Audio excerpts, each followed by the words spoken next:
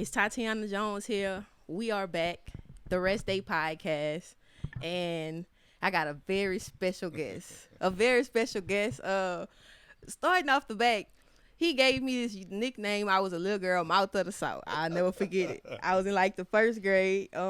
He's a mentor, a coach, head coach now, Coach Pete Avilier, aka Coach Pete. That's right. How you doing, Coach Pete? I'm good. How about you, sweetie? How Hey, about I'm you? doing pretty good. That's good. It's an honor just to be here, sitting here talking to you, just to get your story. Yeah.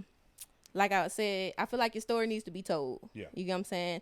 Yeah. We have history right here in Plaquemine, Yeah. and I'm grateful to have witnessed you. You get what I'm saying? Just to experience you as a coach. Yeah. So we're gonna get right into it. Yep. Let's go. All right. So, like I said, I must have had you as a coach at Ep Elementary Yes. around the first grade. Yeah. So, tell me about how did you get there from growing up to playing football to the collegiate, then just being how you there to that point.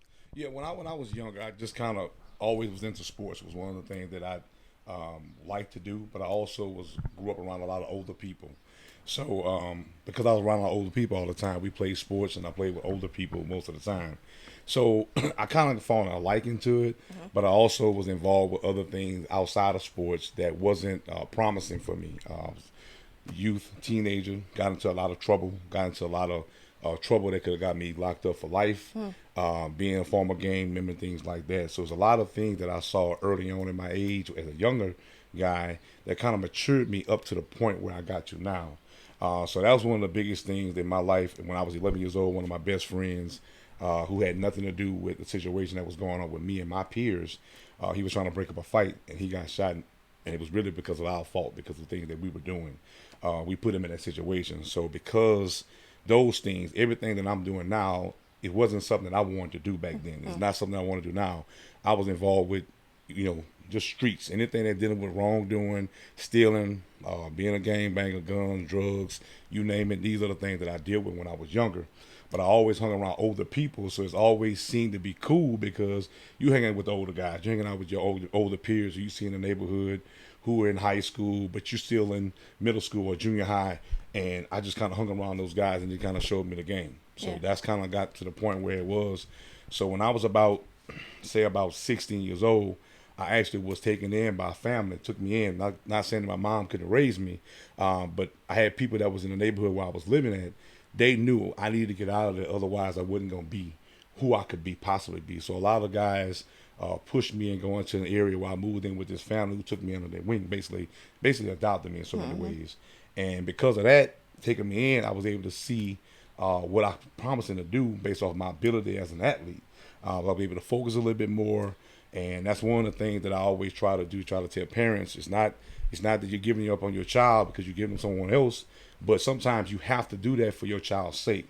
And I just kind of give hats off to my mom because she kind of saw where I was and knew the environment I was in wasn't conducive enough where I'm going to be successful. So once I got into that point and moved away, I ended up receiving a scholarship to the University of Louisiana Lafayette. And it was so ironic for me to receive the scholarship because 2 years prior, Miss Carolyn Brown, who taught you, also taught me in school, she spoke that into my life, said you could do the exact same thing that Brian Mitchell did.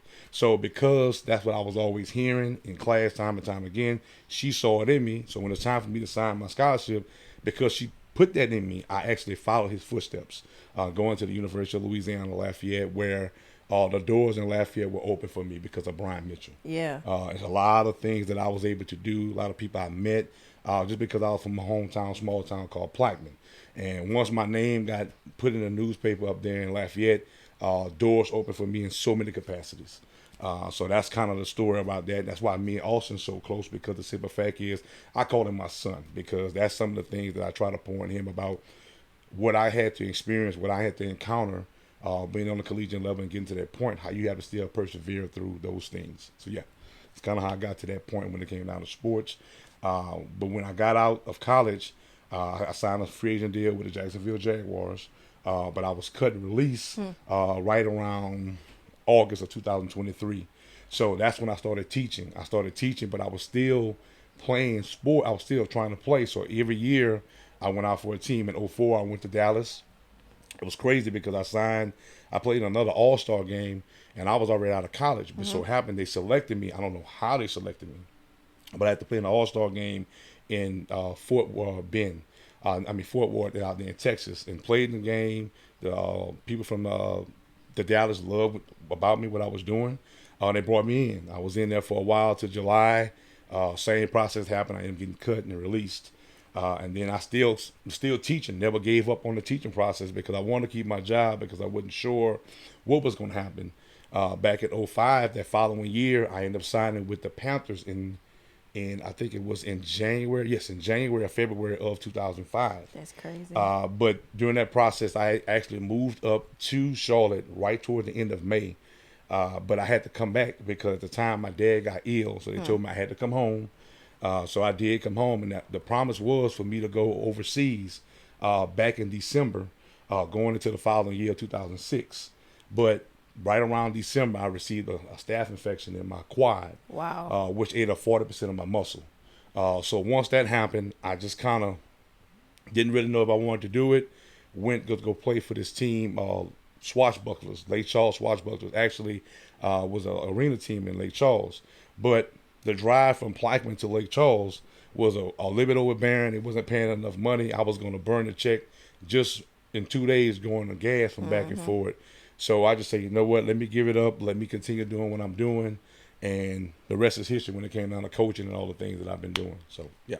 Right. So you just laid it on me. Yeah. That was a lot. Like, I didn't know it was that massive. Yeah. You get what I'm saying? Like, okay, I expected the, like hardship and just how Plaquemine was then. You know, I could have imagined that. Yeah. But when you say about once you got to Lafayette and doors were being opened because of Brian Mitchell. Yes. You get what I'm saying? Like, just talk about that. Like, once you there and you realize, like, okay, well, I can make this work. I can make this happen. Like, what was your mindset once you got there? Like, how were you able to create a tunnel vision to try to get to the league? Well, I knew I couldn't come home. That was one of the things that because I was one of the generation where I come from, my family, no one graduated from high school. So just me getting that part was one thing. But I'm the type of person that I'm always want to see exceedingly abundantly. I always want to push the limit because I work extremely hard at everything I do. So I knew I had to do something destined bigger than what no one could imagine. Because again, I wasn't never a type of person who always bragged on myself. I let my work speak for me. And guess what? If you like it, good. If you didn't, oh well. Even there were athletes that I grew up with who were better than me, who actually were 3 times talented than me, but you could not work me. And I knew I had that chip on my shoulder because I didn't have a lot. I grew up with things where I had to have hand-me-downs and things like that. So I knew the expectation that I had for myself is that no one is going to give me this opportunity. The only way I'm going to get it is I have to take what's mine. Yeah. So when I went to Lafayette, that was my whole mindset. I went in, people were asking me, man, how Brian, this and how he was. And I didn't know Brian when I was, when he was older or when he was playing ball. I didn't know him. I only knew him when he actually got to that point. So he would come to Lafayette from time to time, but I never could catch up with him because Brian was always busy. He would come to Lafayette. He did charities and things in the community.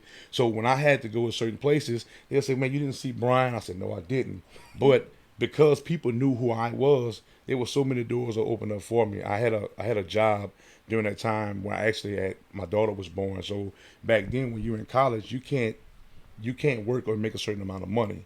So the whole deal was the president of the quarterback club also was the owner of Lafayette Motors, which is their car dealership. So they gave me a job along with my coach to kind of help out and assist. And I could do a lot of things. I can go to work. I can work whenever I wanted to, but they allowed that flexibility for me and allowed me to do some things to take care of my child. So those things like that, and all because I think Brian, all the things he did for the Lafayette area, I think that kind of opened some doors for me and allowed people to let me make my own platform. Yeah. And a lot of people to this day, even in Lafayette, I talk to them all the time. I'm friends with a lot of guys who are now coaching or now lawyers, or some of them who have made it to the NFL. One of my roommates was Charles Tillman. If you watched the draft last night, that was me and him was college roommates. That's one of my best friends. And he just grinded out and things like that. So I just kind of did a lot of things in that area And being in Lafayette, it just kind of groomed me to realize how small Plaquemine was, Yeah. but how big the world is. Right. Because now there's so much stuff that's outside of Plaquemine that a lot of kids don't get an opportunity to see, and now they get tunnel vision in one spot, not knowing that there's so much out there for you when it comes down when you get away from home. Yeah. And I was able to come home. You're always able to come home, but I knew I had to take what I learned away from home as a way. When I learned in Lafayette, and try to use it as my fuel to try to grow myself even better. Yeah. So yeah, that's kind of how things happen with me. Yeah. Okay, so if you had to say, what type of player were you?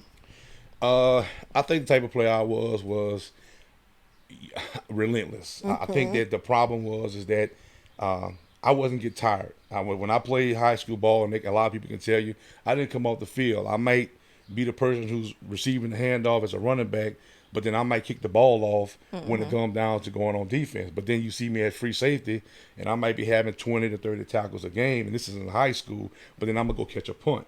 So I was able to be flexible in that capacity, but then that wasn't the thing I wanted to do because basketball was always my passion. Come on. So I was so passionate about basketball that I remember Coach Lane, who gone, who became my mentor. I went to Coach Lane often when I said, Coach Lane, listen, I want to play college basketball. I just really want to do this. It's something I think that can really help me. And he just kind of looked at me and said, son, it's a tough task. Not saying you can't do it, but you got to go with your gift. And I was a sophomore at the time. I was getting recruited during that time. He said, you got to go with your gift. And I said, what you mean? He said, your mentality brings you to the next level. And meaning that you're working hard, you don't really get the hype of being, want to worry about the likes and things like that. Your mentality is you're going to work extremely hard. So somebody's going to pick up on that. And that's what actually happened with me. I did go off into college, and I did kind of play around basketball for us, being on the basketball team or being on the practice squad, but that wasn't my gift. My gift was being relentless, working extremely hard in that capacity to open up doors for me. So I would say definitely relentless. Wasn't afraid of anybody. In basketball, I played normal time. I played the post, so I would guard 6'8", 6'9" guys, but I played them like I was 7 foot. Yeah. Because I had that tough mentality. That's the way I just kind of always was. And so I hear you talk about the family that took you in, and then I just heard you say about that advice Coach Lane gave you. Yeah. So I had a question that was like, who was your Coach Pete? So just thinking about, that family and thinking about that advice Coach Lane gave you, tell me about like those people that, just poured into you. Yeah, I had a few guys that coached me and during that time. I had a lot of guys that normally wasn't coaches, but they were just neighborhood people.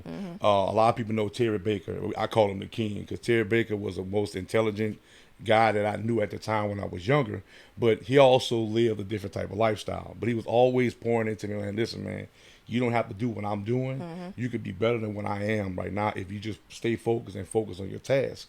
So he was one of the guys that put a lot of things into my heart. I had another guy when I was 11 years old by the name of Richard McFarley. Right now, currently, it's the car wash. It's the laundromat. But back then, it used to be called Magic City Car Wash. So when I was like 11 years old, he gave me a job. And my mom would talk to him about giving me a job. So, of course, I worked there to basically hide the money I was making doing stuff I had no business doing. Yeah. But I actually worked that job. And he just, because he was from Florida, he played professional baseball and football. So he took me on his wing and just kind of just showed me a lot of stuff that I need to do, how professional I could possibly be if I got to that point. So it was just a little bit of thing that was in my ear. And I had other guys, friends and stuff like this, but it took a collective effort. Yeah. It wasn't just that one particular person who did X, Y, and Z. It was a lot of people, even though people that was doing wrong in the world, even though they were making bad choices with their life, they wasn't really trying to make it with mine. Because they was always trying to encourage me, giving me that motivation, and telling me that you can get out of Plaquemine. You don't have to be like me. Yeah. And not saying they were trying to down themselves, but they were just trying to be real and realistic about what they saw in me because I didn't see it in myself. Right. Yeah. Okay, so moving along to the knee injury. How was that? Like, did you feel like it was over once you got to that point? Well, it wasn't a knee injury. It was more. It was a quad. Okay, it was a quad. injury. So when that happened with my quad, I was at the point right now where I'm adjusting to life a little bit. So when Okay. it happened, Of course, I was getting ready. I was in the process because you can't leave and go out of the country with an infection in your body. So I knew I couldn't battle that. And a lot of people didn't really know that was about to happen because I wasn't the type of person that, I'm not saying I don't talk my business, Right. but I was intelligent enough to brag on who I am. I have to prove myself at everything that I did. So when that happened, I couldn't go. It kind of shattered me at first, but I realized, okay, I got life. I have a daughter right now who's young. I was at the time expecting a son, so I knew, you know what, now I got to get my life together. Now it's all about what can I give athletes, and I always try to give them something that I didn't have because a lot of stuff that I learned in college, I didn't have people present at the time to explain it to me.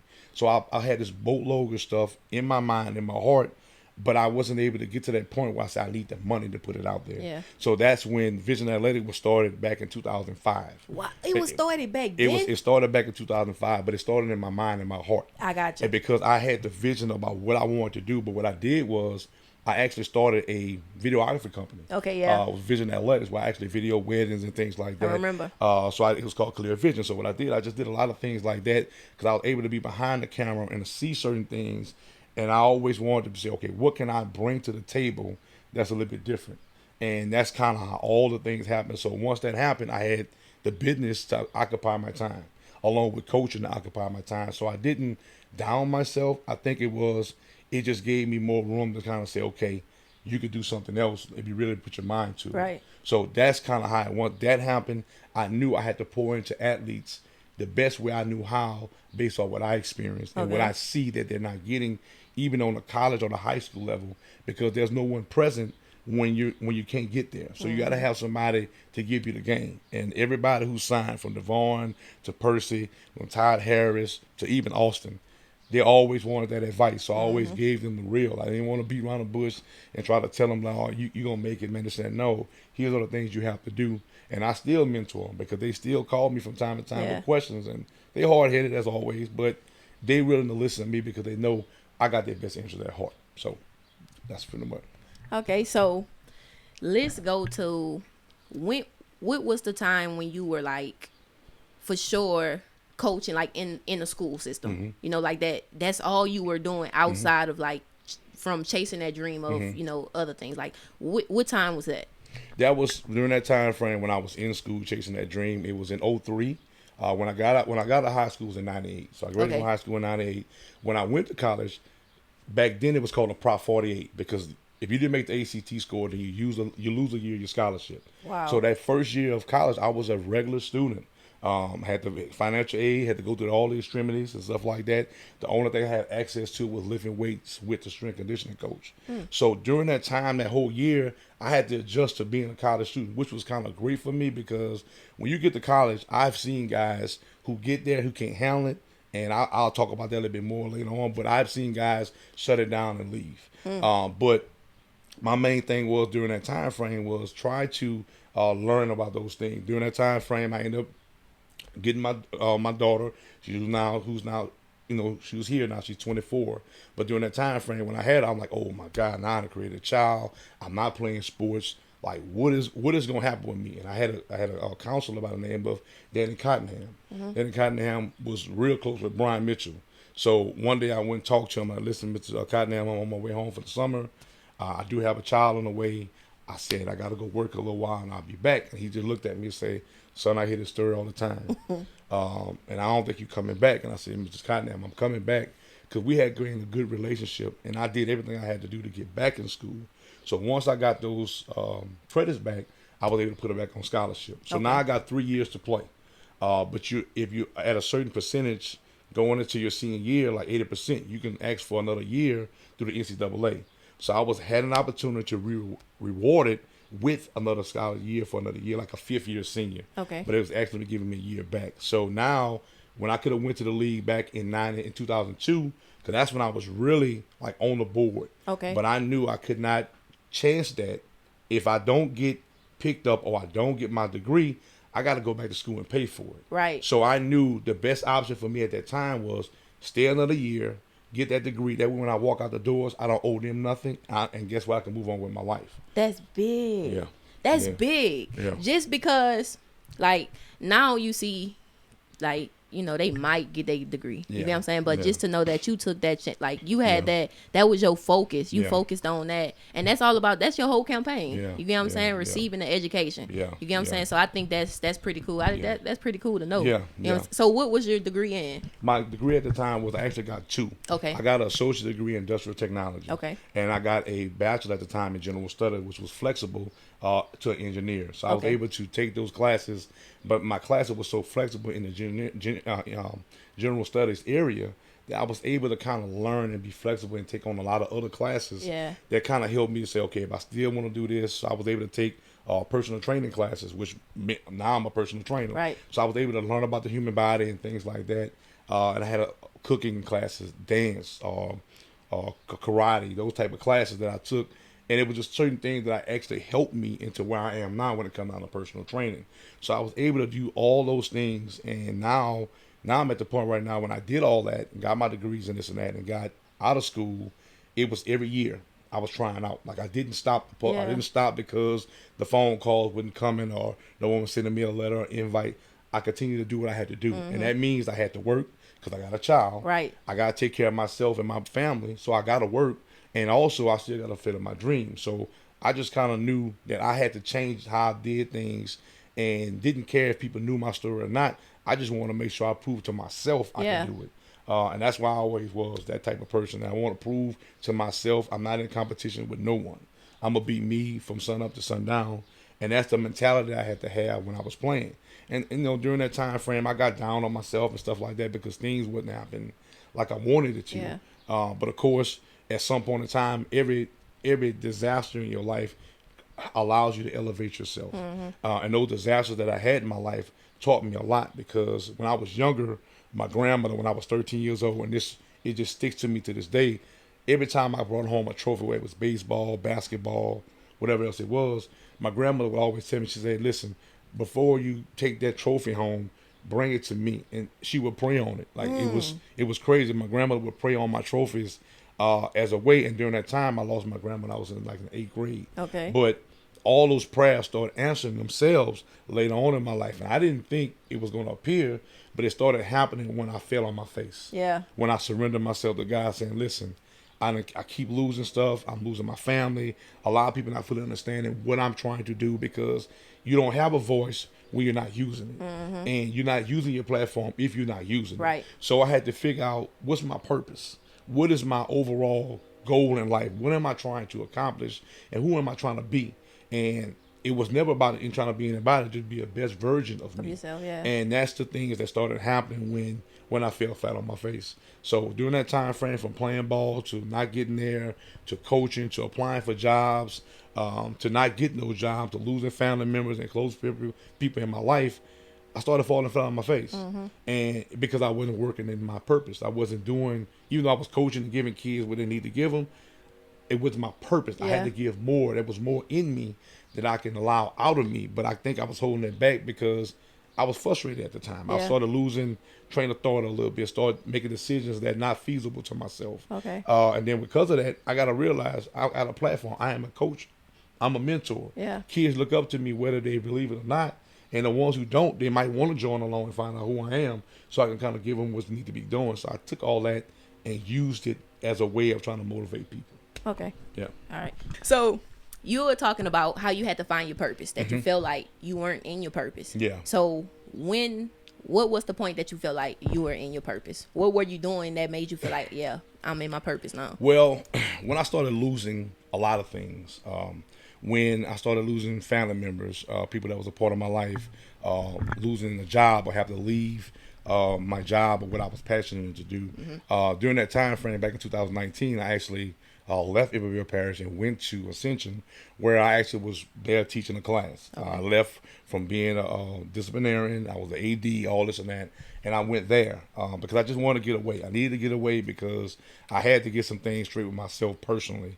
But I ended up getting a job offer at Shintech as an operator. So going into January of now 2020, I'm in Shintech as an operator. Now, mind you, I have not looked at this stuff since 2001, 2002, because my associate was in associate technology. Yeah. Industrial Yeah. technology. So of course I hadn't seen this stuff. So I'm in there trying to learn how to do this. Guys who I didn't coach, they said, "Coach P, what are you doing in the plant? Like, what is you doing? Like, why are you there? And you know you need to be there." And I'm like, "Nah, man, I'm here. This is where I'm at. I'm gonna make this work." And no matter how hard I tried, it worked. But COVID hit, and when COVID hit, a lot of things changed in this world. A lot of things changed in my life, to the point at which I started gaining weight, because now we working at home as an operator, and now I have to learn how to learn this stuff from somebody who ain't never taught before. Yeah. So now I'm trying to explain to this guy, man, no, you need to teach it like this, and I'm like, who am I to tell this guy to teach how I want him to teach, because I'm a teacher or a former Yeah. teacher. So I found myself like, you know what, man, I think I might be out of place. Yeah. So in July, after 6 months in the plant, they can let you go based off where they had during that time plan. They was hiring operators who plants had shut down. So I was one of the guys. So it was like, man, look, unfortunately, we're gonna call you. We gotta let you go. So I'm like, most of these guys I saw them, their head was down. They were like, oh my God, I called my wife or whatever case may be. I think I shed a tear, and I knew then. I said, you know what? I don't need to be here. Mm-hmm. I don't need to be in this plant. Not saying that I couldn't do it or learn Right. it, but I don't need to be here, because I had people like, man, kids I've coached, man. They were like, Coach, all the stuff you was pouring into my life, and now I'm seeing you in the plant with me. Now you might be an operator, but I'm working as a scaffold worker, and I should have listened to you, because I shouldn't be a scaffold worker. But because I didn't listen, now I got to do this. And I'm like, you know what? I'm still being somebody's mentor, even out there. Like, man, I'm gonna get it together, Coach. I'm like, you know what? I'm not gonna be able to catch these kids the way I need to catch them. Yeah. So the day I lost the job, I ended up contacting a colleague of mine. And said, listen, man, if there's anything available, I need to come back. Yeah. So within a day, I had then lost a job and got a job the same day. Yeah. Because I had my degree, I had my master's. I was already set up where I didn't have to worry about what other people had to worry about. Right. Going into the job market, trying to go to job fairs. I ain't have to do that. I immediately walked back into education just the way I left it. And then from there, once that happened, I'm like, you know what? I got to operate into my purpose time. And I had a colleague of mine, a good mentor, was my principal. My name is Mr. Hilton. Mm-hmm. Mr. Hilton right now, one day he was looking at my resume before he gave me the job. Because he gave me the PE job. He said, listen, I want you in the gym. I want you to coach. But when he saw my resume, he said, Coach, I can't put you in the gym because you got more credentials than I do as a principal, for as your experience and your leadership qualities. So I got to put you in this role as a disciplinarian, which was fine. But he would always point to me and say, listen, man, I see something in you that you're not seeing in yourself. At the time, I'm like, okay, what are you talking about? He was like, man, you got something to give to these kids, but I think you're holding yourself back. But he said, now, he said it, and he didn't even know my story. He just said, this is your second chance. So when he said that to me that day in his office, I teared up a little bit. I'm like, Yeah. second chance? What you mean my second chance? But then I kind of felt, you know what? He's right. I'm back in education, so now I got to give it to him the way I got to give it to him. And from there, that's when things started happening. That's when I started looking at life a little bit. That's when I started getting motivated, and I had to lean on nobody. I started being back to where I was when I was 17, 18, 19 years old, when I was trying to get to the next level. Right. I started pushing myself to that limit, working extremely hard in that capacity. And like, I never got tired, but I always knew if I work hard, it's going to take care of itself. Right. And the answers going to come as they came. So that's when that happened. So even though I was getting let down, because I was applying for jobs at the time back at Blackman, trying to be the head coach, trying to get back there, trying to be back back home, if that makes sense. Yeah, I got you. But I realized, and somebody had to tell me that sometimes you're not gonna be accepted at home. Yeah, facts. Because it's not that people won't accept you, but it's just that people don't understand your value, because now they know you, they know the bad you and the good you. They know so the now ex they can't. you, So they can't differentiate, because I always was taught this: the people that you know in your life, the last thing they're gonna remember is how you make them feel. Yeah. So if you make them feel bad in a certain way, that's what they're gonna hold on to. Not saying they don't want to let it go, but that's what they're gonna hold on to. So I knew, you know what, maybe it's just not time for me to be back home. So that's when I really started focusing in the kids in Ascension Parish, like pouring into the kids. I'm up there trying to talk to them, still being that same guy that if I see you at Walmart or if I see you at school, I'm gonna tell you to put your pants up. Yeah. Start being that guy, and I started getting back into my own element, and that's when the last time I got turned down for a job, and it was, I'll say it was a job back at Plaquemine, and I got crushed. I was crushed. I got, crushed, and during that time when I was crushed, it just hit me, like, why are you trying to do something that you're already built to do? And I'm like, what you mean? Like, what? He's like, you already got the vision, make it plain. So I'm like, what do you mean? And that's when Vision Athletics started. It happened at my hurting moment. Yeah. It hurt when I was in pain. So that's when my purpose came. I knew I had to give kids and even parents and community leaders certain things that they don't know. Mm-hmm. So during that time frame while I was going through all that, I took a class with the NFL Sports Management Worldwide, which was a sports management company that deals with scouting. So being a GM and a scout, so I took a class, got certified as a professional scout. Come on. So now I work part-time for Sports Management Worldwide while I scout talent, while I'm sitting down, be able to tell kids what they're recruiting you for.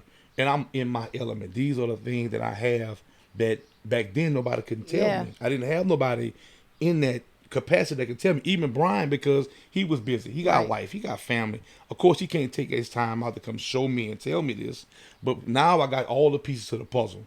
And when all those pieces started happening, that's when I say, you know what? I know my purpose. Yeah. I know that I have to give kids everything that they possibly need, and parents, and tell it to them and present it. And that's why even today, these are the things that parents did not even know. Yeah. They didn't they have no clue about it. And there's so much more. But if I don't do that, then I feel like I'm cheating them. And I don't want to cheat no kid or no parent or anybody who's trying to be successful. I don't want to cheat a kid because I see every kid as me. Right. I see them as me. So when kids in the hallway, I see that little boy that used to be terrible. So I'm gonna talk to him and tell him the right thing to do. But I'm also trying to pour into him about what you can do, what you still can do these things if you truly want to. So those are the things that actually happened right at that capacity when I found out my purpose, getting into leaving the plant, getting back into education, and now the things started working. They ain't always been great, but it's been feasible because I understand that everything requires hard work and dedication. So, okay, cause all of that stuff you talked about, I had questions about. Okay, good. Starting with the plant thing, like, and you said you had students telling you like, nah, Coach Pete, this ain't it. I remember like, man, no, they need Coach Pete at the schools. Like I remember thinking, like, feeling that, like, just having conversation with like Jodis and like, man, nah, Coach Pete gotta go. Like that's cause once you experience certain coaches, like you, Coach Lane and stuff, is like, and you know what the kids missing. You get what I'm saying? You know the people that the kids missing. And so like I could attest to that. Like I was one of the people that was like, nah, they need Coach Pete in the school system. You said something also with not being kind of like accepted in your hometown. So did you ever feel like you deserved like a head coach job football wise at Plaquemine? At some point I did. Because I never tried to jump on a job unless I wasn't ready. And that's one thing I always try to do is to wait for my time. Wait for my opportunity to present itself. Because even though I had been teaching Naperville Parish for 15 years, I was still growing. I was still not making the wisest choices or decisions, but I was still trying to learn. So was my focus there at the time? No, my focus was on the kid. But when you start getting into the leadership role, there's other things that you got to pay attention to that you may not be paying to or you may not be ready for. Like a lot of people want to get into that seat and not understanding what you're going to have at the table. So it has a lot of things that I had to learn, communicating with parents and things like that, making sure that I don't wear my feelings on my face, if that makes sense. Like not trying to be so attached to the situation and not being able to remove the problem by just saying, you know what, let's not move on for it. So never trying to hold things or hold kids to the common wish like they can't do it. So there's a lot of things during that time frame I just needed to learn how to handle those things, how to handle myself, not to be so stressed out, not to take my job and bring it home. If that would make sense, because that's one of the things that I would do because I put in so many hours at school that I neglected a lot at home. I neglected my kids. At the time, my ex-wife, I neglected my family, all those things. And that's not feasible for anybody who's trying to be that person, that guy that everyone needs to be the example. So because of that commitment in those areas, I knew the things that I had to do in that capacity. So that's when I started learning those things that I need to know. But to be that person, that coach in Blackman, I really do think, and I think hats off to Donald Weir, because I think he's going to do a good job. I think he's going to be outstanding because he's exactly what the kids need at the present moment. I've never been a person to shy away, not congratulating the person and give them their flowers. I believe in giving your flowers when it's time. There's a time in the season for everything. It's just during that time, I'm not gonna say that the people were ready for me, but I don't think they was gonna expect or be prepared for somebody who was gonna be straight up, who's gonna hold kids accountable, and coaches and teachers and whoever else, because we here to save the entire campus, not just the student athletes. Yeah, and I don't think they ever be prepared at that present time wanted that. I'm not saying that they couldn't get it. I don't think they was ready for it. And plus, I knew so much. Yeah. If that makes sense. Definitely. There's some things that I won't talk about, but there's some things I know. Right. And because I wasn't the type of person to throw people under the bus or do certain things that don't make any sense, there's a lot of stuff that I saw that I knew that was not feasible to kids. But because I knew what I had to do, I always made sure I did what I had to do with kids. And that's what a lot of things that people didn't realize, like this cat getting turned down. I can recall a situation, and I'm going to say this because it's feasible. I applied for a job some years ago, and I applied for the job, and during the time frame, I had one of my leaders at the time over the school system came and asked me, did I apply for the job, or why did I apply for the job? And I was like, I applied for it because I felt that I was ready. And just as clear as day, he asked me a question, and I was like, it doesn't really matter about that particular deal. I said, they're looking for a head coach, and I think that I'm ready. So I literally watched this leader go and change the advertisement of the job, so I couldn't apply for it. So when that happened, I knew then. I said, you know what? They're not ready for me. So instead of me trying to, like this day and age, bash somebody, I just use it as fuel. Like, okay, I got to get this. I need to take care of this. That way, when it's my time and my season, you can't tell me no, because now all the credentials and who I am as a person have already been laid out, and I didn't need a head coaching job to try to decide that I am that type of person. So that's what I just kind of think, Okay, so getting into some of the students that you've actually coached. First, I want to ask, what athletes stuck out early? Man, there's a bunch of them. When I first started coaching, they were just kids. Of course, I coached Corey. So I was doing that when he had quick six. He was All-American Tennessee. He's my little cousin. I kind of helped him to make a decision when to go out of college. But there was this kid by the name of Dervin Ricard. Okay. Dervin Ricard probably would be retiring from the NFL right now. He was just that kid. Like, he just was special. Like, it was to the point that I gravitated to him because at the time, my brother-in-law was his uncle. So I hung around Dervin a lot, even though I'm trying to teach him that don't make bad choices decisions.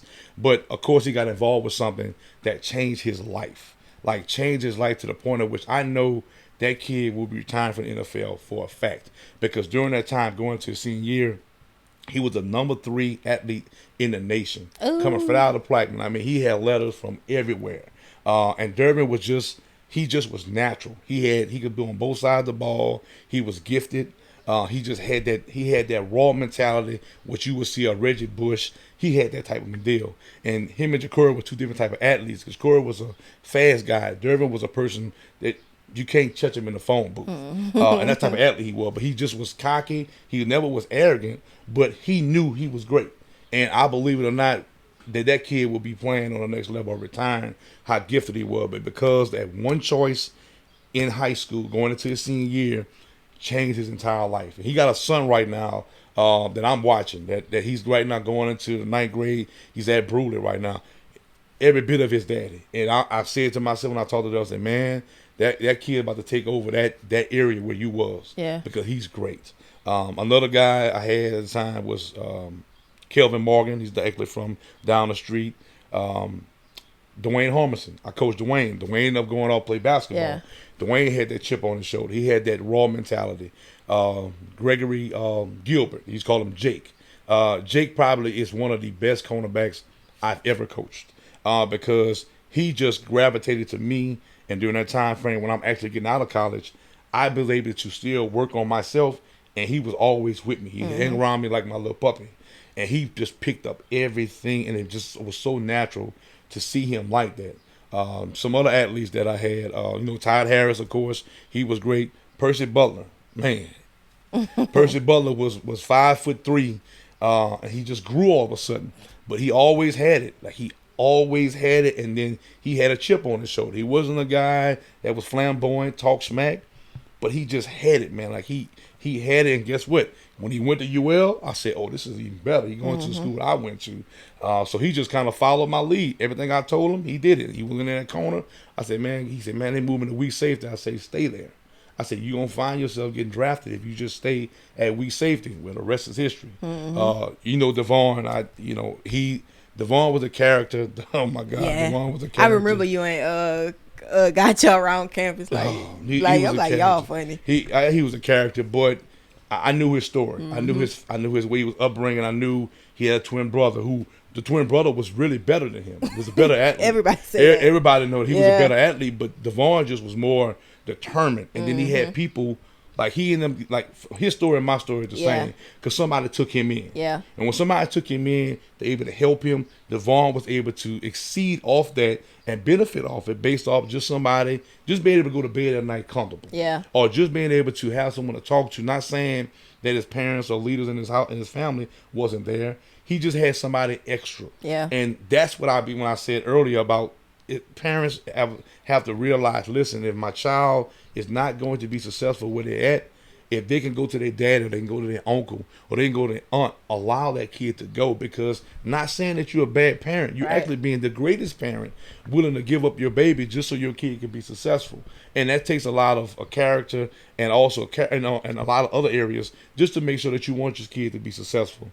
So those are the things of athletes that I see, and there's some other ones that's out there right now. I done coached some many kids at Plaquemine.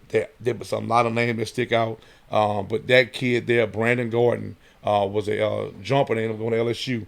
He was outstanding. Tori Williams on track, I coached her. Marissa Baptiste, Adriana Dupree, in track. Kennedy Washington. These kids who I coached in track, they just had it. Like they just had those things, and they just needed somebody that was going to be consistent in their life, making them sure they work every day. And I stayed on y'all. Like, if this is what we doing, I ain't got to even say anything because y'all took my criteria and put it in play. Yeah. And that's what I be trying to do with athletes right now. Like, I'm gonna give it to you. Once I do it, you should, after 21 days as a habit, now you need to do what you got to do. And that's kind of the athletes that I know that stuck out to me. Yeah. Yeah. So since you said Tori, thinking about that track run. Yeah. Massive track run. Yeah, 4+ years. Yes. So tell me about how you were able to, because you were coaching male athletes, but you were a head coach for the track for the females, and we were hitting all cylinders. Yeah. So tell me, how were you able to just adjust the approach from going from males to females? Well, I think the biggest thing was during that time frame, a lot of kids that I started coaching, they didn't have, I ain't gonna say a male figure in their life. So it's kind of like they gravitated to me just because I was always trying to set a certain standards, and I'm almost look like a father figure to some of them. So some of the things that I would talk about in the locker room and about handling yourself, how to watch out for boys who ain't got their mind right, those type of things, I think they gravitated just because of the advice. Not saying they didn't have a dad, but it was somebody else they can talk to and they feel comfortable with. So what I did was I took the football mentality and put it in girls. What I mean is I football is for boys, but girls football is track. Because guess what? If you just show them exactly what needs to be done, you ain't got to do anything because they're going to buy in easily, because a lot of people don't realize this, but females are better athletes than boys. That is a science. That's a study. You can look it up online. They are built genetically better for athletics. It's just that some of them don't get involved with sports the way they do. So because I knew that, all I got to do is put my stamp on it. And I mean, but when I put my stamp on it, to this day, I have kids who may have saw a video I put online and say, we were doing the workouts back in 05 and 06. Yeah, I ain't changed. I'm still giving you the game because I learned track. I had a coach with a personal trainer when I was getting ready to go to the NFL, was a track coach, Marita Hunt. Okay. She was the track coach at UL. Well, she was my personal trainer, which was crazy. Like how I was a male getting a female track coach to be a personal trainer. Well, she showed me how to run. And when she showed me how to run, she allowed me to fall in love with speed and development Yeah. just by her teaching me all those things. So now all I had to do is just now make sure I try to get kids to buy in to what I was trying to do. And I said, listen, just follow the people who are already doing it. And when people start seeing that, we started rolling. Like, I mean, we won Yeah. like 7 district championships In in a a row. row. We won regional 3 years in a row. We won state. We was third in the straight 3 or 4 years in a row. And it was all predicated because those girls bought in. And trust me, believe it or not, you know, they will have fun with me. They will mock me. They will talk like me. They will do certain things like that. But at the end of the day, like we was a tight knit family, and to this day you see that from time to time. Tora, we text from time to time, and though she's in right now, and actually she's just moved to Los Angeles because I think her husband just got traded. He was with Pittsburgh, but I think he might have got traded to Los Angeles. I might be wrong. Okay. But I know I still me her still text from time to time, and a lot of them I check on my wrist. I talk to her dad, Judge Baptiste, all the time about her, seeing how she's doing. But like Tyler Williams, Audriana Dupree, Deja Williams, like. I'm basically Deja's kid's grandfather because I just they just kind of gravitated to me to the point at which I just try to be there for them, and I think because I did that early on, now the rapport that I have with the good female athletes is good to this day because I always respected them. I respected their parents. They knew where I was. They knew that I wasn't going to take certain things from them, and they knew they felt safe with me. Yeah. So that's one of the things that I really think what track took off was the safeness of. I got another father figure in the school system who can talk to me a little bit and help me understand maybe what my dad is saying or maybe what my mom is saying or maybe what my English teacher is trying to say, but they can't get it because they're not meant to speak the language. And I was able to break all that down for y'all at the time frame to make it work. So during these years, is this like those years that you met Coach Key? Yes. I met Key back in 2000, I think it was 11 or 2012. Tell me about that relationship with Coach Key. Like, how has it grown? You know. Well, trust me, believe it or not, when we first got in, Coach Key came in working. I didn't know this guy from the Man on the Moon. He was coming from EBR. I didn't know him, but what I saw with Coach Key was he was a straight up type of person. And I mean, when I say straight up, he gonna say it, and he gonna say it professionally, but he gonna mean what he say. So I'm like, man, this cat here, man, he kind of cool to have somebody around. So we just started working with one another, man, and then we just got close to the point at which, like, we would talk all the time. We talk about athletes, about this and that, and like he has been my biggest supporter throughout my entire career. Like when I say he's a brother, it's not even much about the collaboration of coaching. It's like he's somebody who I can depend on when it comes down to support my thoughts. Yeah. Not saying he agree with them all the time, but he support them to the point at which it gives me a boatload of confidence knowing that I can confide in you and I can take your advice and vice versa. Yeah. So we just kind of just clicked from that point from 2011 or 12 into this present day. And like when this situation happened with the culture change, like he called me like, Coach, listen, man, I know you love where you at right now because, you know, said, man, but this is a proposition and you just think about it and see what you say. He said, man, about the head job at East. I said, man, let me think about it because he went through a situation at Plaquemine where he basically had to leave. So when he left, like I feel bad for him because I knew he had to put in the same almost amount of love and passion that I was putting into Plaquemine, and he ain't from there. Yeah. And to put that type of passion in and to know what he was doing, and I'm like, okay, y'all not really understanding what you may potentially losing from this guy. But when he went over to East, like it was a rough transition for him. But now I can see that glow back in him. Like he's back into elevating kids and trying to motivate them and things like that. So it just that relationship just grew to the point of which now that we got a great understanding with one another. We have he's my backbone when I'm not around. Yeah. If that makes sense. Yeah. So I know that when I say it, I know it's coming from a good place when he repeats it and vice versa. So yeah. So, head coach East Iberville. Yeah. How did that come about? Well, you know, I really at that point, I think the last situation was I applied for some jobs in Ascension Parish, Perryville High School at East Ascension, and I didn't get an interview, which I kind of thought I probably wasn't, but I'm like, well, let me try it anyway. So the last place is where I was at, which was Donaldsonville. So I applied for that job, And I'm hearing people saying, Coach, we want you. The community telling me, Coach, we want you to get this opportunity. I think you'll be good. The kids was loving me, everything else, because I was coaching at both the middle and the high school.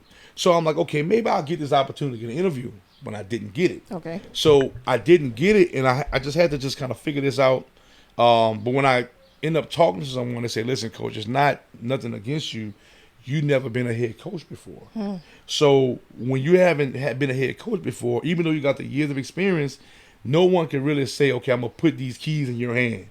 Because, again, you may know the game, you may have been all these accolades, but you don't have the credentials that may make sense to get it. So I'm like, you know what, man, I'm not going to worry about it. It is what it is. I love what I'm doing right now. I'm going to buy into being assistant coach. My nonprofit organization, I'm going to dive in. And I was at church in January, and my pastor, I was going to Ricky Handy in Baton Rouge. Okay. So I put down a note. He said, write down something that you want. And I didn't put down for a head coach because I kept putting it down, but it wouldn't happen. I said, just put me in an opportunity in a place where I can grow and elevate myself. And the next day, it's clear as day. I'm doing something. I'm buying into the middle school program. Let me go ahead and get this stuff going. Let me start ordering equipment, start getting kids situated. I get a call saying, listen, I'm letting you know this job may be available. And it wasn't Coach Key at the time. And I'm not going to say who it was, but the job may be available, and I think you should apply. Think about it. And then I'm not saying you're going to get it, but I do think you need to apply for it. So I'm like, man, you know what? This opportunity keep coming. Every time I try to go back to Iberville Parish, I end up getting let down. Yeah. So I was questioning, man, like, should I even apply?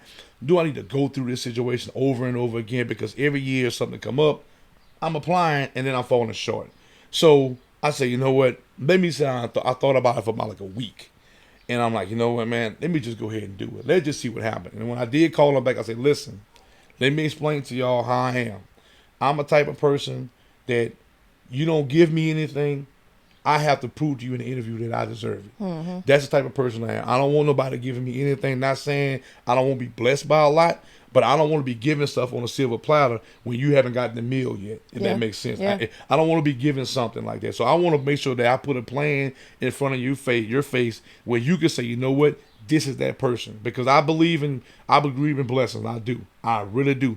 But I also believe in, guess what? You have to prove what you're trying to do. Yeah. So when this opportunity came and they presented me, I did not believe it. I'm still not believing it. I'm literally not. Like, I'm questioning myself. I'm like, man, is this really going on with me? Because I'm working in the element the way I've always been. Yeah. I've always been trying to lead coaches and kids, but now I at a seat now where I can lead younger coaches. Yeah. So they can kind of have longevity in this career like I do. So now I'm in that seat where now my decisions matter. The things that I think about matter. Not saying it didn't back then, Right. but now I have a voice. Right. So now you can see what's been on my mind, Yeah. what's in my heart, what work I've been putting in when you haven't been doing it, or who I've been assisting all these years, who have taught me a lot. Because I learned a lot from so many people, from Don Jones to Denny Wright, to right at the time right now, Coach Distefano, Paul Distefano. These guys, even though they might have not had the success stories that they wanted to have in coaching, but they were always giving me those nuggets. Yeah. And those nuggets I use. I use them in everything that I do, every choice, every decision, even the coaches who were not heads, assistant coaches that I've been around. People like Coach Hill, who's a retired coach and now he's a bus driver. That guy who poured into my well-being. I take all the things they taught me and use it as my opportunity to make things better for kids. So I always was a sponge for learning. Okay. Yeah. All right. So you mentioned the impact that you're trying to make on like young coaches. So, because I see a lot of like players like Steve, them, you know what I'm saying? You even mentioned Donald. Yeah. Yeah. What advice would you give them? Like just going through the whole process. You know what I'm saying? I always be professional. Yeah. That's one of the things that you got to do. Even though you may be young, you still are in a seat where you have to be professional. Yeah. I think our younger coaches nowadays, they can speak to our younger athletes a little bit more now because they always in that same area. But you still got to hold that seat of professionalism. You got to know that zone which you can't cross. And that's one of the things I want to make sure coaches try to learn is that always know that you're a representation still of your family, but now you have a representation of the school and of yourself. So you have a lot of hats now that you have to wear. So being able to relate to the kids is great. It's wonderful.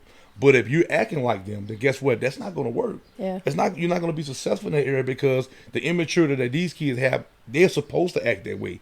You don't supposed to be in that area. And that's what happens sometimes with our coaches right now because they want the kids to like them. I'm not here to be liked. I'm not here to be accepted and high five. I'm here to help you.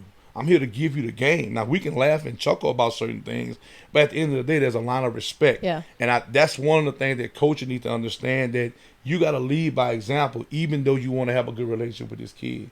So I do that, and guess what? I say I have a good relationship with this kid. Yeah. They know. Coach don't play that. No, we're not doing it. Then it's going to be no today. It's going to be no next week. Yeah. So that's one of the things. And sometimes coaches not sure what they want to do. They just in it because, you know what, it's an easy job. I'm off during the summer. I can sit down bulk of the day, but they don't really take it serious. And that's the area sometimes where we have coaches who making bad choices and bad decisions in the school system. Not saying they don't want to be great at what they're doing. They don't know how. Maybe they wasn't taught how to do it. So my biggest thing is to try to build coaches. I want coaches to be on my staff who take it as much passionate about what I'm doing as I do. I want them to be able to say, listen, this is what we're trying to do. I'm trying to make this kid better. And whatever things I can do to show them, they ain't got to do it like me. But if you follow those nuts and bolts that I'm giving to you about being professional, being a father figure, making better choices, knowing that there's a time for play and there's a time for work. Understand, work is always first. Play is later. That play could be going laugh with the kids, talking, having your own deal, and also take care of your family. Like, that's one of the things that I really think these young coaches who may have kids, take care of your family. Believe it or not, they're going to be the ones who are there for you when you come home. Yeah. Or they're going to be the ones who support you when no one is present. So take care of your family, because at the end of the day, you have a job, but you also have another life. And make sure that you understand. And that's why I want my coach to understand that's going to be on my staff. Listen, man, I love you. I want you to be committed. I want you to do the things I want you to do. But make sure that your wife, your significant other understand, listen, I still put you first in that household first. Yeah. So that way they know that they got a good representation in their person's life that's coaching with me. Yeah. Yeah.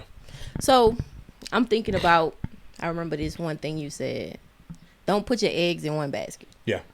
Tell me about what that means to you. Like, what's the meaning behind that? Well, I was always just say that because we have a lot of time athletes right now, and parents have gotten so I would say clustered when it comes down to having that kid focus on one sport. That don't always work, because every sport helps another. Whether you believe it or not, whether you think it doesn't, every sport helps another. As a scout myself and a recruiter, one thing I know is they ain't recruiting a one sport athlete. They recruiting athletes. They want you to be able to do a multiplicity of things. They want to be able to see if you can handle your business, if you can do the things. Can you think? Can you make better choices? So a lot of time, our parents right now, we put our kids in basketball. That kid probably could be a great baseball player, and I was pretty good in baseball. I was real good at it, but because I'll say it because it's all good. It wasn't enough females coming to the game at the time playing baseball. It's too hot for them to get there. They wasn't coming back then. I'm just being real. I don't like to lie about who I was, but they wasn't coming to the game, and it wasn't exciting. It wasn't passionate, but that was my best sport. Yeah. So kids can play other sports and be successful. I had good friends of mine, Dwayne Askins, coming out of high school. Dwayne got drafted by the Padres coming out of high school. So we got kids that can do other sports, but our parents are so focused on AAU basketball. Or now the big thing now is flag football, and it's all great. Yeah. It's okay, but certain things you can't do in AAU and flag football that you can't do on Sunday night in football. You can't do those things. So I think our parents have to get out of that, as well as kids. Allow that kid to play as many sports and get them involved in a lot of things, because they may not get it with that coach, but they might get it in another sport, and that other coach in that other sport might be able to help that kid in that other sport. Yeah. So you got to use all your avenues when it comes down to it. And I think that what parents get caught up in so much is that I want my kid to be the next LeBron James. And listen, ain't nothing wrong with basketball, nothing wrong with believing. But if you 5'3" and you're not It ain't. You got to be a special 5'3". Yeah. You have to be a special. If you're a 6'1" defensive end, you got to be special now because now talent you can find it anywhere. It ain't back in the day we had a VHS. You had to put the tape in. You had to watch it and stuff like that. Recruiting. Now they get on Twitter and scout kids and stuff like that. Like a prime example, Emory Jones. Now a lot of people don't know Emory Jones. From down the bar. Yeah. So I knew Emory Jones' dad. We were real close during that time frame. Emory got recruited pushing a truck during COVID. That's how he got picked up, like LSU got on his radar. Like, he's pushing a truck in the driveway or down the street during COVID. Everybody say, who is this kid training with a truck? Well, it's because he was doing something during COVID, during that time frame to help himself work out. Yeah. And because now media has changed. So now when you look at the way social media is and the development of the internet and things like that, kids can be spotted from anywhere. That's why we have a lot of people coming from out of state and other countries coming here. And actually right now the NFL, NBA and all, they have scouts and leagues overseas right now looking for the best talent to bring over there. Yeah. Like the school, the team that Austin playing. Yeah. He the only one getting paid for it. Basically, a couple of them are getting paid. Everybody else is over there just doing it because. Yeah, he told me that. That's wild. So it's like, then I realized, but Austin, like, along with, Austin played everything. He was a kid who played everything. And I think parents just don't realize how every sport helps another. It teaches them so many things. And now with all the other stuff, with this new stuff that's out there, this NIL deal and the transfer portal, like, I don't agree with all that. Like, I don't agree with, you get out there and compete. But if you were competing in other sports, you'll know when you ain't playing. Yeah. So so now you're used to being a star on this team, so you've been so accustomed to it. So now when you ain't playing, get what happened? Oh, I need to leave because I ain't playing. Yeah. No, if you get your kids to compete against other kids in other sports, they know how to compete. They know how to take the challenge. Like, listen, I'm not gonna be able to start, and they build themselves so they have to get there. So that's all happened, and all this stuff has changed because we're not letting kids understand about sitting on the bench, about waiting for your time. So you got to compete in all sports. So that's how you grow and become a better athlete. Speaking of the changes, what are some changes that you think are, I guess, good and bad, and changes that you think parents and athletes should know? Well, I think one of the greatest things that has happened right now is NIL. Believe it or not, because now the NIL is actually paying for some of these kids to go to school. Yeah. Like, some of them may not receive a scholarship, but they're getting these sponsors and stuff like that to pay for them to go to school. I think that is wonderful. I think it's great. But I also think it's a negative in a way because if you're not teaching a kid who getting $8,000, $12,000 a month how to manage the money, get what? You got a problem going on because now they financially broke at some point in time. So I think that is a great thing that's going on. I wish Nate like was around when I was going on because we played a lot of games and schools make a lot of money off that, which is great in a sense because I know when I played, some of the money that was used in sports took care of the academic piece of building another certain, like a building a gymnasium or things like that. But now, sports is a multi-billion-dollar business. Sports is strictly with that. They got real estate in sports right now. They have careers in sports that are so great right now that you can have a 6-figure salary running down the field with a whistle in your mouth. So you have all that going on right now. So I think sports has gotten so great when it comes down to the advertisement portion of it, that I think that a lot of us got to realize that we still got to teach kids about the financial standpoint. Yeah. When it comes down to the negatives about it, I do think now that because you're able to compare yourself to another athlete based on what you see, then you're not getting yourself prepared mentally for the athlete because you already know about the athlete. And guess what you see ain't always what you get when you get in front of you. Facts. So I think that now that kids are able to see opponents and see what's out there, I think the great thing about it, they can get trained easily because now they can just look on YouTube and learn how to do the drill. But I think that the parents have watered them down because if you ain't teaching the kid how to work hard by cleaning up the house, you get what happens. You want to work hard when it's come down to training. Yeah. You got it mixed up. That's why I said earlier, balance. I want you to invest in your kid training and stuff like that. But invest if they can't read, take them somewhere to teach them how to read or how to write, how to comprehend. Like, I think that's what's really going on right now in our society is that we want things fast. Everybody want things, I want it now.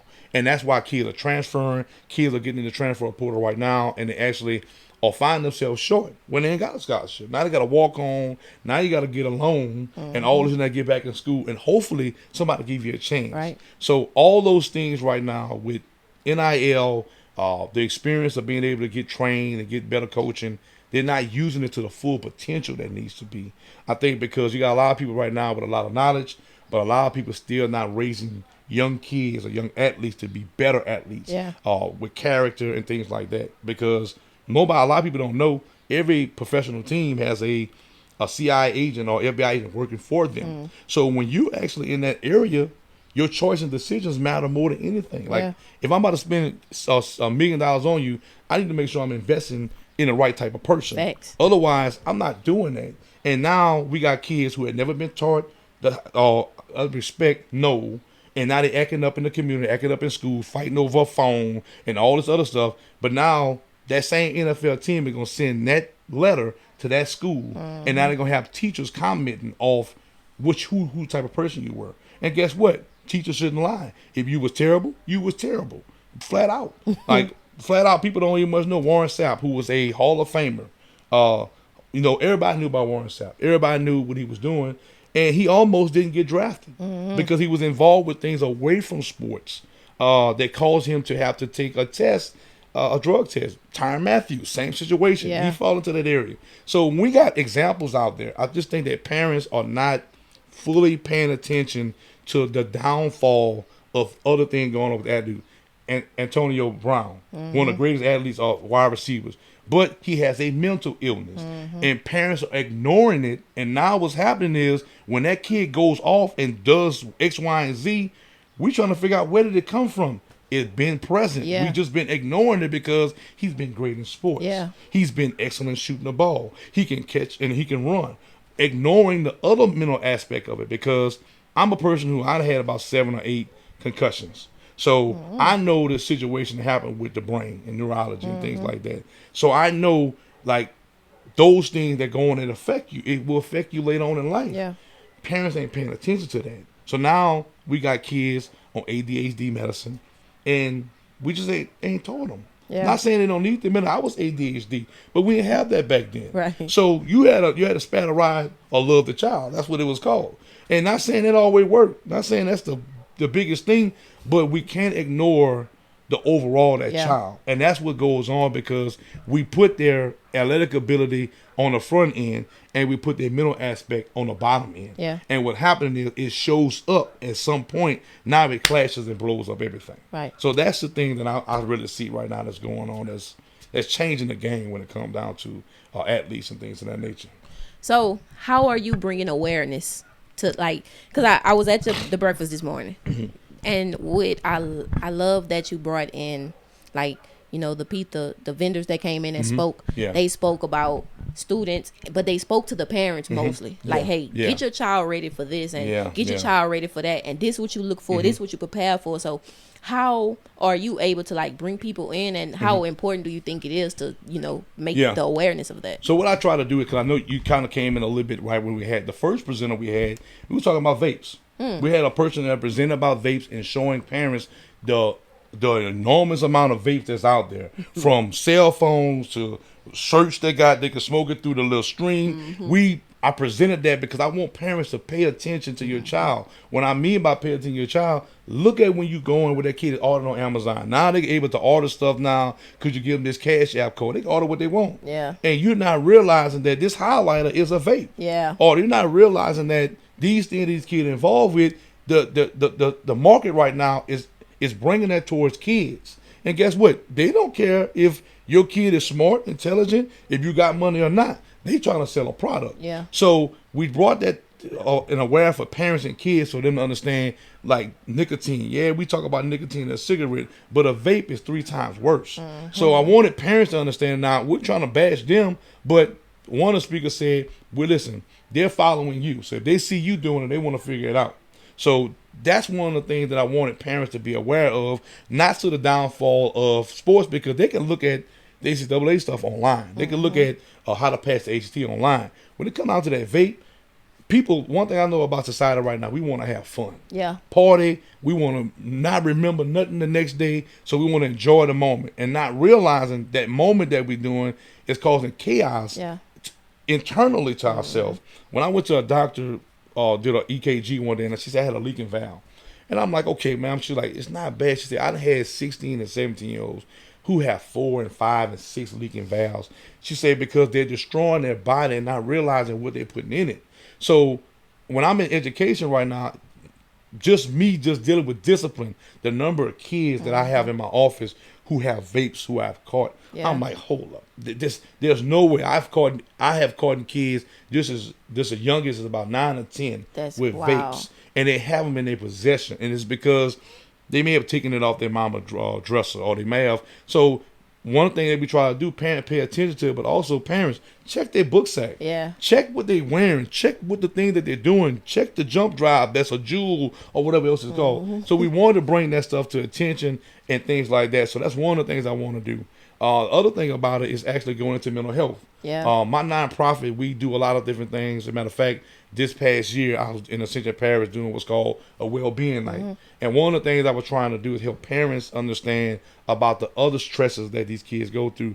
Kids are stressed out when they're not playing. Yeah. So they'll take anything so they can get an upper so they can perform well. So that means steroids. That means drugs. That means performance enhancement things, putting things in their body, not realizing that it's messing them up. Talking to someone, talking to the aspect of the kid, because a lot of kids deal with a lot of stuff away from sports, and they have to come to school with it, and they have to come and play sports with it. So those things, trying to make parents understand, you got to talk to your child. You got to find a way to communicate with them. You can't baby them. You can't, if they're crying, listen, you work with them, but you still got to also pay attention to them and try to motivate them, because we don't want our children to be soft. We don't want them not have that dream and desire, but they got something going on with them. And that's one of the things that I did with my nonprofit. That's a part of one of my areas in my nonprofit is mental health. Yeah. It's trying to find new ways and new solutions to help these parents help these kids, because there are kids right now who are stressed about the home life that they have to deal with, and now they got to go to school. And I've seen you've seen on the internet, we got kids who walk 12 and 8 to 17 miles to school to graduate and things like that, but they walking away from an environment where they ain't got no support, and that could do something to a kid. But when you see those success stories, that means that your child could do it too, or they may be experiencing something like that. So the mental health aspect, I think, is one of the biggest things that have been shied away from athletics, because when the trauma started happening with concussions, now we started paying attention to all the things that athletes have been dealing with while with trauma, because we don't think they're stressing out because they look invincible, they look healthy, not knowing that the frontal lobe of their brain is actually being damaged by other stressors in life and the things that they put into their body. So that's the thing that I really do think that as coaches we have to make sure we pay attention to, because we want to make sure every kid play, we want to win, but we also got to make sure we listen to the kids who are not playing, because they're going to be the ones who make the next decision whether they're going to be successful, or they're going to continue going on, or they're going to put something in their body. So yeah. Okay, so bringing it to the close, a couple questions. First question: getting ready for East Ippaville. Yeah. What impact are you trying to make, and like, what's the process like building a program? Well, I think the biggest thing, they already had some things in place. I think that Coach Joseph over there was doing an outstanding job and actually won a couple of seasons and things like that. So I think just trying to take a piggyback off some of the things he was trying to do, because he had some great ideas, some things that he was trying to do with kids getting involved in FCA.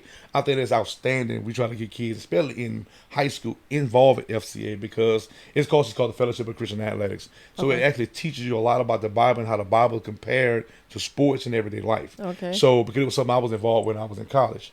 And I think he did an outstanding job of just trying to get that going. Another thing that I think he's also done well is that he worked with what he had. And that's sometimes that's kind of hard at times, because we see the recruiting world and trying to get this athletes here, over there. So I think he actually put some things in place when it came down to that. What I'm trying to bring to the table is consistency, to the point at which helping parents understand about what can go on with this athlete besides them playing on Friday night. I want them to be involved with the parent, because when you show love, you receive it back. and I think that parents, because we ever heard the stigma about the situation in St. Gabriel, and I use a case in point. Several years ago, my son was involved in a situation. There was a huge brawl between White Castle and St. Gabriel fans. And I was at the game at the time. My son was at White Castle, and it got into a brawl. My son wasn't involved with it. It was no kids involved with it. But the fans got into a disagreement to a point. It was a huge brawl. So in the process of all that going on, when the fans decided to break up or whatever the case, one of the fans hit my son. And he must have thought that was a kid's child that played with White Castle. So I almost lost it. Like I literally blinked out for a second.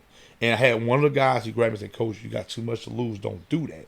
So when I realized what was going on, and I realized what reason is happening, and all the time it's happening, there's not enough mentoring going on in that community. Yeah. Not enough leadership going on in that community. Not enough togetherness. And not saying that they're bad people. Just somebody has to do something in some area to kind of help that. That's what I want to do. I want the community involved. I want them to lead our young men. I want the men involved. What we do in that community, and the females and the parents. Yeah. So building that rapport in that community, because you're in the middle of, I'll say, you're in the middle of opportunity. Yeah. Where you can go in any direction. You can go to St. Gabriel. You can go to EBR. You can go to Geismar. You're in the middle of everything and every opportunity. So when I see that, I'm like, okay, this is a place where they got a lot of infrastructure. You can grow athletically as well as financially. That makes sense, because now you put homes. So I want to be a part of trying to build that and make it a brand where things can go on. So that way, when I leave, that I did what I had to do, so somebody pick up when I left off, and hopefully I can help that person that's there, that's coaching, to become that next person wherever I leave. So that's gonna be my thing, and my approach is trying to change the minds of the people and the athletes in that community to help and assist them in any capacity they're trying to become, and that's what I want to be able to do, to be a part of. Okay, so when it's all said and done, after you retire or whatever, what is it that you would have, hoped to leave? Like, what's your mark? My mark is that I just want people to understand that anybody can make it. Anybody has an opportunity. You got to seize the moment. And even if you make a bad choice and a bad decision, or even not know where you're going in the beginning, you still have a chance. You still have a chance and a choice, because that's two of the things that we got in our life. And you might gonna make some bad choices and decisions, but I want to make sure that athletes and people understand there's always another time. There's always another season. And even if it doesn't happen to you when you want it to, that's not where God works. It's when it's time. It's when the time is right. When things are, you've gotten yourself together, when you've gotten mature, and now you're trying to reach the high point that which is, and to pay attention to everything that you do. I want to make sure that when I leave and I leave this world, that I made an impact where people can say, you know what, Coach Pete really just wanted us to try to be successful and do the right thing necessary to get there. So that impact, they can speak into their children, my children, their grandchildren, and hopefully that'll lead them into a life of prosperity and an opportunity for them to grow and elevate themselves. So, because that's always I've always been about. It's about helping somebody get there, and I don't have to be nice about helping you get there. I don't have to be like your friend to help you get there. And I can't be like nobody else to help you get there. I can only be me. Yeah. And I've always been in this world, because I'm not in this to be successful. I'm trying to be effective. Yeah. I want to be effective to the point at which I help somebody grow and become that success story for themselves, not for other people, but for themselves. And that's what I always want to do. That's always I want to be remembered as. I never want to think that I have to give somebody to give me my flowers for me to work extremely hard. Yeah. No, I'm gonna give my own self my flowers, right, and I'll take care of that on the back end, which you do later. Yeah. But I want to make sure I push myself to that limit and give everybody all I got. That's me. Hey, and I think you're doing a very good job of that. And I would say, because I'm one of them people, I'm like, man, Coach Pete really hard on me. Like, you used to put me to the side. Look, you can't do that. You can't say this. Like, I remember conversations. But when you said that, I'll never forget the situation. We was coming from a track meet late, and we was clowning hard on the bus. Yeah. And you were mad. Yeah. You know, like, yo, you were more mad at the boys, but you was talking to all of us. Yeah. And you, like, hitting the top of the bus, like, don't put your eggs in one basket. Yeah. And that stuck with me. Yeah. I'm 26 years old. That Yeah. probably was like my 9th grade year. Yeah. That was my 9th grade year, and that stuck with me. Yeah. And just like you said, like you were king. You get what I'm Yeah. saying? But you still expected us to perform, and you still like Yeah. you ain't have to be our friend. And so Yeah. I thank you for that. Yeah. You get what I'm saying? And Welcome. like just you were a mentor in my Yeah. life. You know what I'm Yeah. saying? And so like I said, I am so happy. You know what I'm Yes. saying, for Yes. everything that you got Yes. going on. Yes. Thank you. And I'm proud of you, Coach Pete. Thank So you. just to close out, tell the people where they can find you, your personal page, and also Vision Athletics. Yes, you can. Like I said, most people that gonna look me up, you can look at Vision Athletics. It's just spread out just strictly how you hear it. VisionAthletics.org. It's also my website. It's not fully running the way it need to, but you can find me on there. You can also look up Coach Pete Peter Villiers online on Facebook as well as Instagram. You can look me up on there. If you want to feel like you need to contact me, here's my contact number. My area code number is 225-315-0554. Reach out to me. Let's chat. Let's talk. Whatever I can do to help anybody, I'll give you my best advice and hope I can kind of help you get where you need to get to. All right, and there you have it, Tatiana Jones, Coach Pete. We checking out the Rest Day podcast.